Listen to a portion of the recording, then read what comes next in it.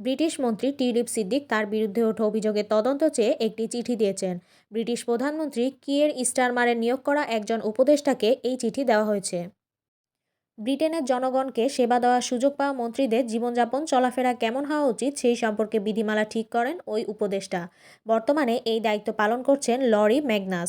২০২২ সালের ২২শে ডিসেম্বর তাকে independent adviser on ministerial standards হিসেবে নিয়োগ দেন প্রধানমন্ত্রী স্টারমার। সরকারি নিয়ন্ত্রণের বাইরে থেকে তার স্বাধীনভাবে কাজ করার কথা। চিঠি দেওয়ার মাধ্যমে টিউলিপ সিদ্দিক সম্পূর্ণ সঠিক কাজ করেছেন বলে সোমবার মন্তব্য করেন প্রধানমন্ত্রী স্টারমার। যুক্তরাজ্যের সিটি মিনিস্টার হিসেবে টিউলিপ সিদ্দিকের কাজ আর্থিক বাজারে দুর্নীতি রোধ করা। সম্প্রতি দেশটির সানডে টাইমস এবং ফিনান্সিয়াল টাইমস পত্রিকায় অভিযোগ করা হয় তিনি তার খালা শেখ হাসিনার দল আওয়ামী লীগের সঙ্গে ঘনিষ্ঠদের কাছ থেকে পাওয়া ফ্ল্যাট ব্যবহার করছেন। ফ্ল্যাটগুলোর অবস্থান লন্ডনে। এছাড়া গত মাসে বাংলাদেশে ওঠা এক অভিযোগে বলা হয় টিউলিপ সিদ্দিক ২০১৩ সালে বাংলাদেশে বেশি অর্থ ব্যয়ে একটি নতুন পারমাণবিক বিদ্যুৎ কেন্দ্র নির্মাণের চুক্তিতে মধ্যস্থতা করেছিলেন।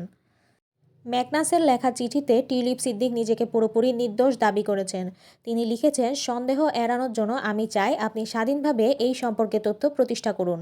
এই সপ্তাহের শেষ দিকে ব্রিটিশ সরকারের প্রতিনিধি দলের সদস্য হয়ে তার চীন সফরে যাওয়ার কথা ছিল, কিন্তু এখন তিনি যুক্তরাজ্যে অবস্থান করবেন।